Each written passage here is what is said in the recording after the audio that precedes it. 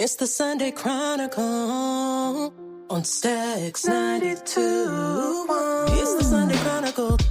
We gon' give the news and keep you up to date. From crimes to the politics, you gon' know what's up around your way. We give 2 thumbs up to everyone out here doing their thing.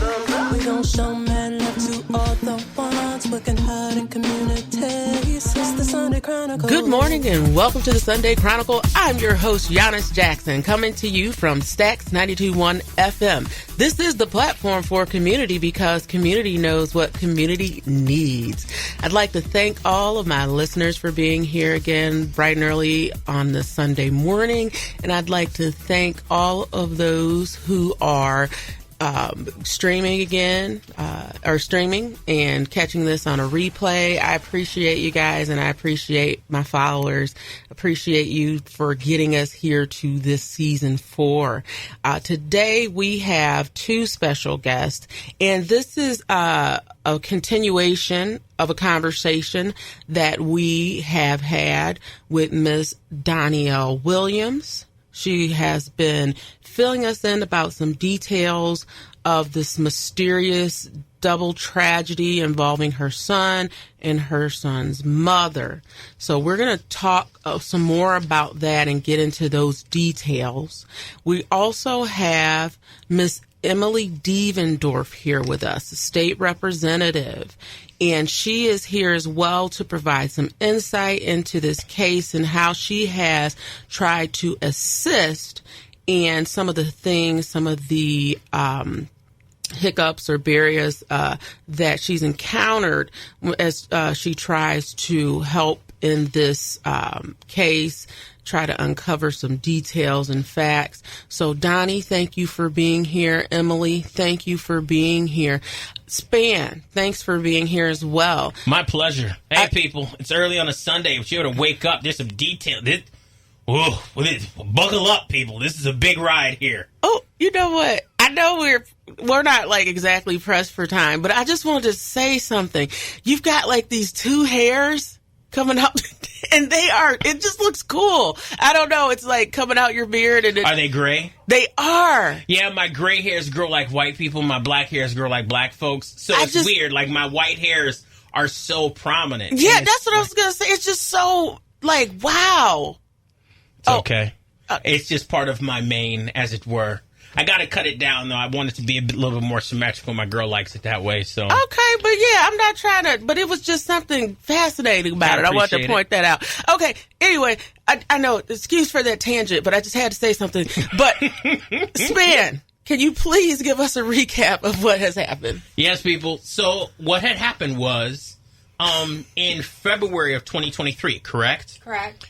February of 2023, 2 people were killed. Donnielle's son, Matthew Ethington. Did I say that right? Yes, Matthew Ethington II.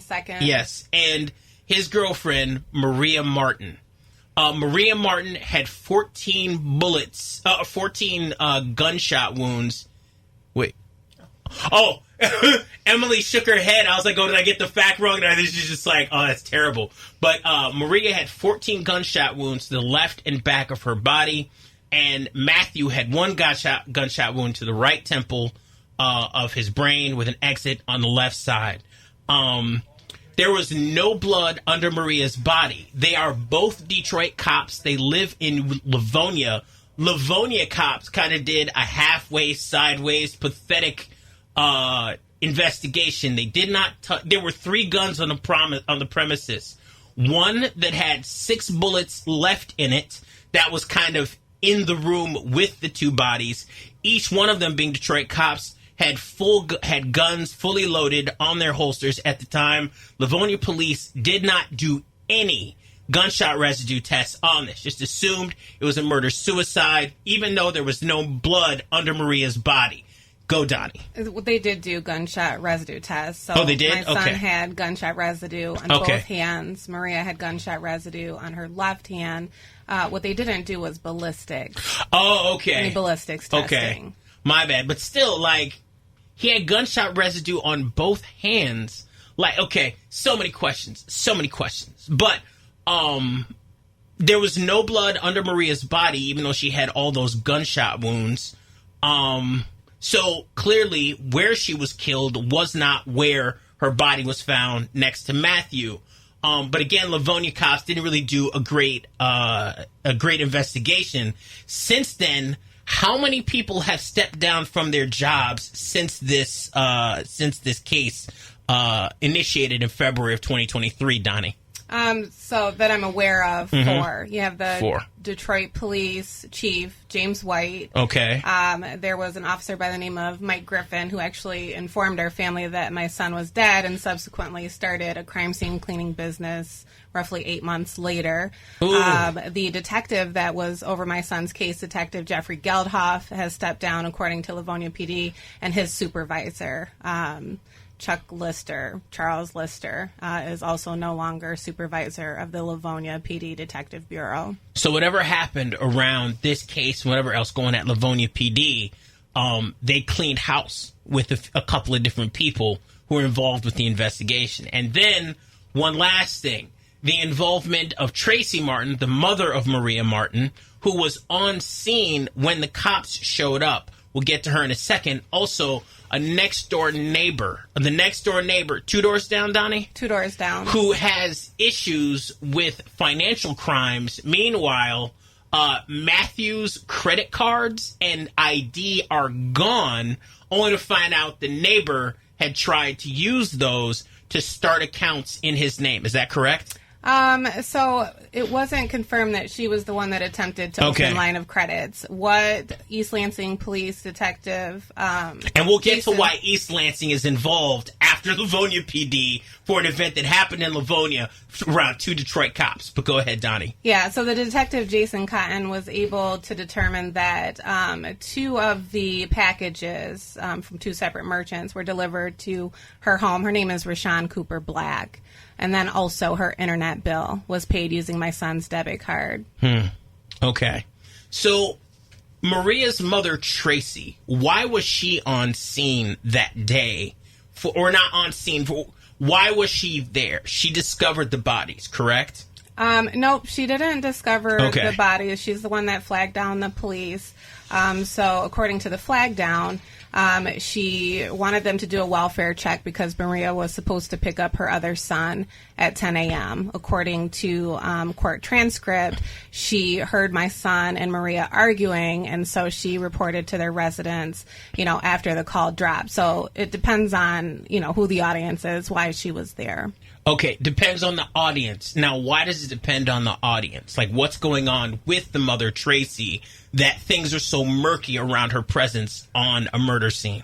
I'm not sure. I just know that she hasn't been truthful. I don't know the motivation. Like, I can't confirm the motivation behind it. But you do know that she had a gun on her person at this crime scene that was never ballistic or gunshot residue tested, correct? That's correct. So she was on presence at a crime scene with a gun with 2 gunshot victims, and cops did nothing to test her weapon, which is involved. And didn't you say she has some issues in her background? Some issues to her household, right? So multiple violent offenses. Yes, I saw her son, her other son was involved in a murder, correct? Yeah, so one of her sons was convicted of murder and is in prison now. And then, like I stated on the last podcast, roughly 63 pages worth of infractions ranging from felonious assault to domestic violence, ceasefire, shot stoppers, you name it, shot spotter, whatever it's called. But so she's used to negotiating criminal situations in her own home, dealing with her own child, her other son, and now her daughter's involved in this, and she's on scene with a weapon that was not ballistic or gunshot residue tested. That's correct. Yeah. So I guess let's go back to the next door neighbor, Rashawn. You said she had opened up. When I looked at the financial records, I saw from February through May, somebody had been trying to get into the bank account for Matthew Etherington, your son. Is that correct? That's correct. Wow. So there was suspicious login activity that began at 9:46 a.m. that morning. The morning the morning his body was found deceased, correct? That's correct, except the police didn't enter his house until 12:43 in the afternoon. So this occurred roughly 3 hours prior to that and continued until the debit card expired. And the question I guess you have to ask is, did the police did any investigation into this aspect of the? I mean, we know that Rashawn Walker, the next door neighbor, Rashawn Cooper Black. I'm sorry. Where did I get Walker? Boy, there's so many details to keep straight. But we know that the neighbor had a couple of packages delivered and an electric bill paid for. Internet bill. And her internet bill paid for with your son's credentials, correct? That's correct. But they did not really investigate why she had these things, correct? Well, they did. And East Lansing sent it to the Ingham County prosecutor. So how did it get to East Lansing? Because that's where I live, right? So okay. I didn't get my son's debit card until Livonia Police closed their investigation or supposed investigation, and that was in May. So when I got his wallet and went to the bank to start taking care of his financial affairs, I noticed that there were multiple financial transactions that occurred after he passed away. So they occurred like the week of March 13-ish, right? His service was the weekend prior to that. And there were multiple purchases from Lululemon, PacSun, True Religion, Saks Off Fifth. Like someone just went on a $1,500 shopping spree. And that's how you got East Lansing involved in the investigation in total, correct? Yes, because then I'm the victim, right? I'm his personal rep. I'm the executor of his estate. And quite frankly, I don't trust Livonia Police, so I wouldn't go to them with it, right? So I went to the jurisdiction that I lived in. Oh, man. So many questions. I could go on and on. Yanice, you've been very kind to let me do this. Like, I'm all about true crime. And true crime has always been a struggle for me because it's like I get to get enjoyment from the story of someone who received no enjoyment. This was a very awful thing in their lives. But this genre has taken off, people's fascination with it, including my own. And to have this situation just show up in my life, I'm just like, I have so many questions. Like, there's so many questions. And we have limited time. Yeah. So we are going to get in a little bit deeper. Can you tell I'm a little excited? I'm trying to calm down. I know, and bring in, and I'm really like, thank you for going through this so thoroughly. And we're going to take a short break, and then we're going to go a little bit deeper into the details, and we'll bring in Emily in the role that she's played in this thus far, and how she has done several things to try to help move this forward. So we're going to take this short break, and I just want to remind you that this is Yanice Jackson. You're listening to the Sunday Chronicle on Stax 92.1. This is the platform for community because community knows what community needs. We'll be back after this. At Lansing Community College, I'm learning for my future. LCC offers 1- and 2-year pathways to careers in healthcare, IT, manufacturing, and other professional trades. More than 500,000 professional trades jobs will need to be filled in Michigan by 2026. So I know I'm learning for a great career. I belong at LCC. You belong here too.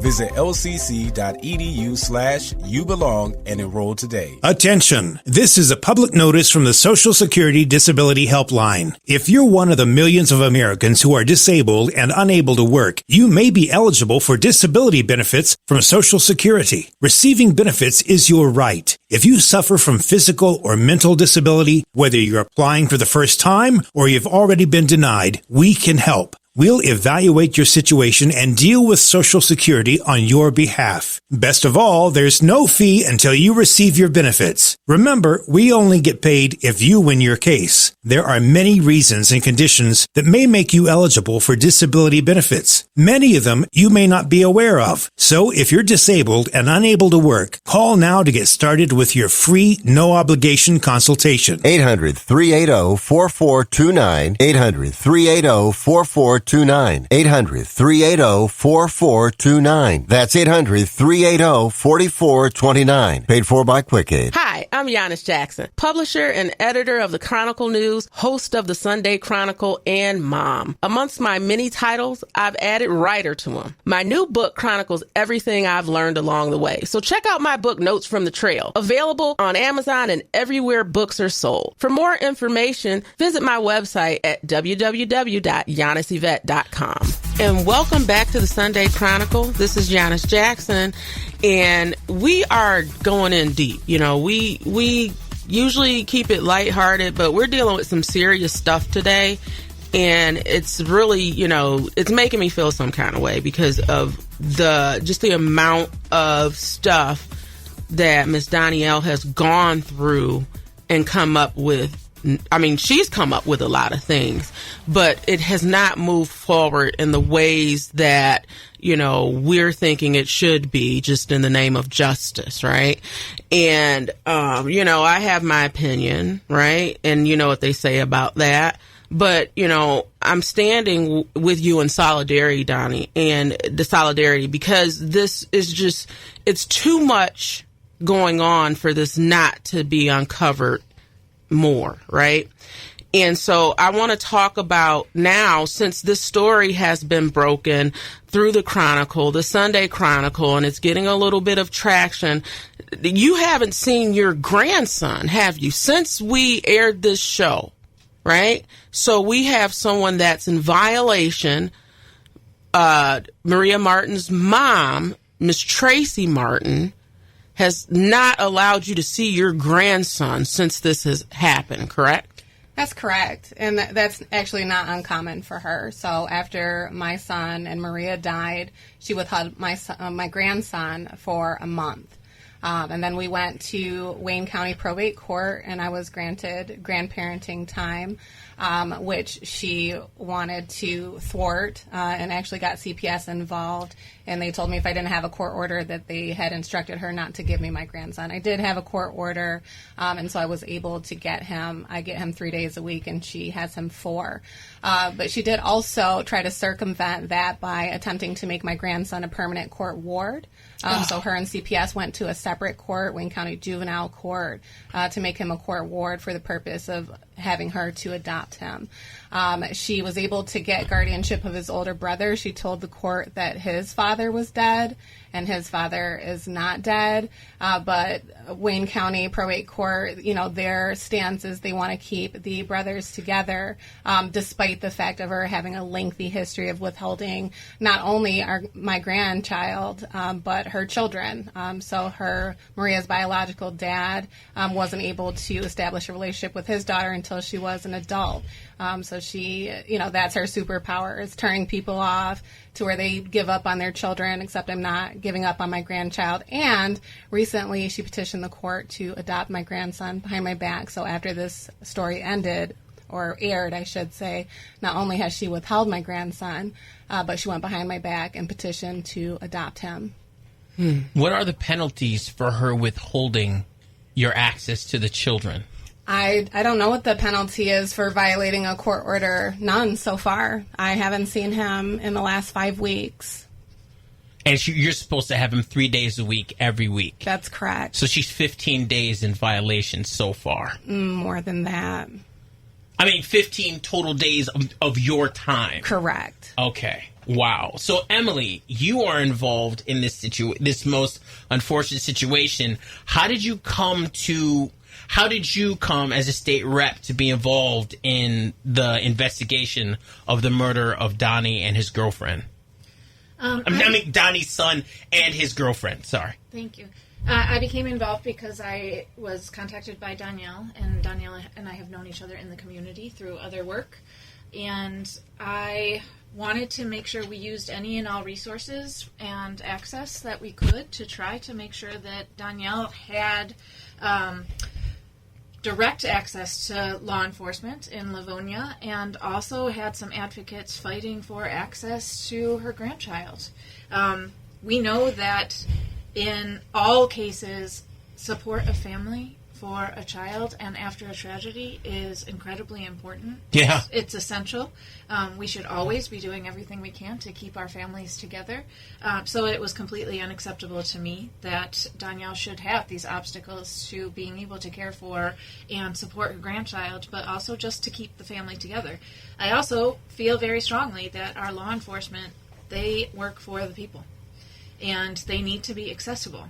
I realize that they have a lot of work to do, but one thing that most people can agree on is that a minimum responsibility of law enforcement is to do proper and complete investigations. Yes. And that they should be available to answer questions, because that is also helpful with healing. If nothing is awry, then the truth should be easy to share, and that communication should be open. So it was frustrating to me that Donnielle was having a difficult time getting a hold of the Livonia Police Department, so we started our interaction. When you say we? My office. Okay. In the state representative office for the 77th District, started our interaction with Livonia Police to just ask that they facilitate a sit-down with Donnielle to be available to answer questions. And when was that? So we first received a call back from the chief of police in Livonia on May 23rd. When did you make the request? So when Donnielle initially reached out, which was May 22nd. So we heard back on May 23rd with the agreement that they would facilitate, the Livonia Police would facilitate a meeting between myself, Donnielle, the representative out of Livonia, since I don't represent Livonia, and the police chief. And then as we tried to pick a date for that meeting, they became unavailable. So from then on, it became a fight for just contact in order to facilitate that meeting. And then as time went on, the agreement to allow that meeting between all of the folks involved was gradually pulled back. So Donnielle was granted less and less access to Livonia Police, and was told that only different representatives of the police department would be involved in a future meeting, not the police chief, and that she would not be allowed to have her own legal representation in those meetings. How is that even legal? With the police, to not be able to bring a lawyer to meet with police about something, like, how is that even legal? Yeah. I'm not sure. I'm not sure that it should be.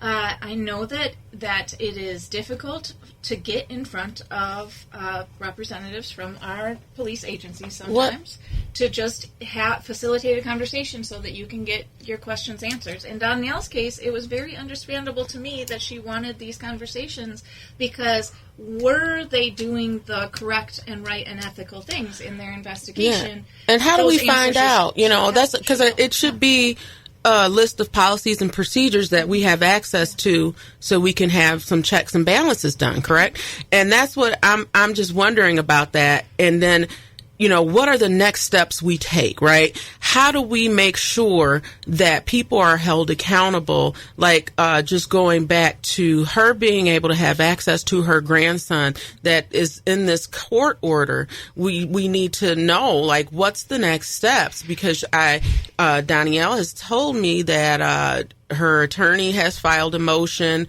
I'm not sure if the police have been contacted, but you have a legal right and you have it in this court order. But, this person is being allowed to violate that and no accountability. And so what do we do next, right? Well, I have involved the Detroit police. I go to Detroit every week to pick up my grandson, and when she doesn't bring him, I file a police report. So they are aware. Now, when we talk about Detroit police, there's actually already an edge to Detroit police involved in this story. Donnie, can you refresh everybody for the circumstances around one particular gentleman from Detroit police who did speak with you at one point with a rather peculiar message, if I remember correctly? Are you talking about Mike Griffin? Yes. So Mike Griffin actually went to school with my son. He's a little bit older, and he's the one that informed a family friend who then informed my family that my son was deceased. He did also call me just a few days after, or asked me to call him by way of family. And when I did, I thought he was going to have something compelling to say, but what he had to say was that it was just a relationship gone wrong. And I found that very curious because, I didn't know him from a can of paint. So So why would he feel like it was his duty to sort of confirm what the media and the police had already said? But then, as time went on, I found that he had started his own company that is a crime scene cleaning business of, ex-law enforcement, specializing in homicides and suicides. And I just thought that was awfully coincidental. And you say it's coincidental because what we've gathered is that the young lady was shot 14 times. Correct. Right? And we've gathered that at the crime scene, there was no blood. No blood. But there was blood in your son's car. Well, blood that had been cleaned. So we did a luminol test because I noticed like a splatter. Now, if I remember correctly, you did this through a private investigator because the police, specifically the Livonia police, would not do any investigation of the car. Is that correct? No, they didn't do any investigation of my son's car. My understanding is that they did do an investigation of Maria's car. And I did the luminol test myself. Okay. So when we did the luminol test, there was splatter. And so I let the Livonia detective, Geldhoff, know. And a couple days after that, he closed the case. And if I remember correctly, he's no longer with the Livonia PD, correct? He is no longer a detective in the Livonia PD Detective Bureau. So I don't know if that means he's no longer with Livonia or what. But when I requested to speak with him later on down the line, they said that he was no longer a detective with the Livonia PD Detective Bureau. And as Donnielle speaks, it just regularly is extremely offensive to me, among the many offensive aspects of this case, that a grandmother in mourning, a mother in mourning, is left to do so much of this legwork herself. Mm-hmm. That she is left to gather all of this. And look at how long this has extended, just due to lack of communication and lack of cooperation. Healing has to be allowed at some point. And when has Donnielle had an opportunity, had a time to heal, when she is left to do all of this work to try to seek justice and answers? It's heartbreaking, and it's another example of just people failing to take accountability. And we're doing our best here to try to uncover what we can, at least to help you get some peace in this, because we should have that. We really should have that. And I know we're going to pursue that until, we exhaust every avenue. So I have peace, right? What I don't have is truth. And what I don't have is a leg to stand on as it concerns my grandson, even though, the court has stated that this doesn't factor in. I know that it has, right? And that's why I don't, my rights are being violated as far as he's concerned. Like, that's just salt in the wound. Everything you've had to deal with. And knowing that Tracy sits in the middle of this whole thing while she's denying you access to your grandson is just, it's galling in the least, disgusting in the worst. Just what kind of human being who finds themselves involved in the crossroads of the death of two people that are close to you, who is going to sit at that juncture and then say, now I'm going to make it difficult for you to see your grandson, knowing all the tumult in her own household. Wherever it's come from, it's in her home. Call is coming from inside her house. And whatever's going on over there, the fact that she is using the court against itself and the system against itself in order to deprive you access to one of the few things you have left from your son, it's just, and the fact that the police can't help you, courts can't help you. They sure can help themselves to our money when they need something from us. But, you just want some information on... Yeah, I'm at a loss for words, and that's very rare for me. I don't even really know. And we talk for a living. Yeah, I'm a personality, right? And so it really is, I am at a loss for words, but what I do is what I can do with my skill set, and with my resources. So we'll continue to move forward. And from this point, so I'm gonna thank you, Emily, State Representative of the 77th District in Michigan. Donnielle, we thank you again. Thank you for sharing your story and allowing us to tell this and trusting us with this. Span, thank you for the very thorough recap of everything that has happened. We plan to continue to move forward in this series of episodes and concluding with an episode 3 within the next couple weeks to relay our findings and what has happened as a result of airing this again. So with that, we thank you. And we remind you that this is the Sunday Chronicle. I am your host, Yanice Jackson, coming to you from Stax 92.1 FM. This is the platform for community because community knows what community needs. Make it a great day. Everything is expensive right now. Gas, food, you name it. You're spending more, you are making the same or less money. So what do?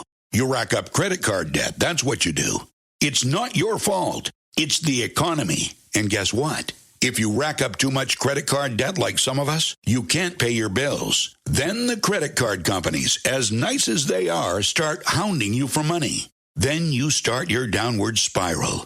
A smart thing for you to do is to call the Zero Debt. They can help you consolidate all your credit card bills into one affordable payment. Millions of people have done it. It works to make you debt-free. Make this free call right now. It costs you nothing to learn more. 800-406-6569. 800-406-6569. 800-406-6569. That's 800-406-6569. What is Recover Now? It's a movement to get clean and sober, started by you, friends and family members, or maybe even the person suffering from an alcohol or drug problem. Recover Now is a free service that helps people find treatment facilities covered by private insurance to help them start the road to recovery and succeed. If you or a loved one wants to recover now, call this number. It's a free call. Many of our treatment counselors have been exactly where you are, and they know what you're going through and how to help you get where you want to be. And that is on the road to recovery. With one free phone call, my specialist will check your insurance and help you get the best treatment for your needs. Remember, get clean, get sober. Use Recover Now as your free service. Here's the number. 800-209-5173. 800-209-5173. 800-209-5173. That's 800-209-5173.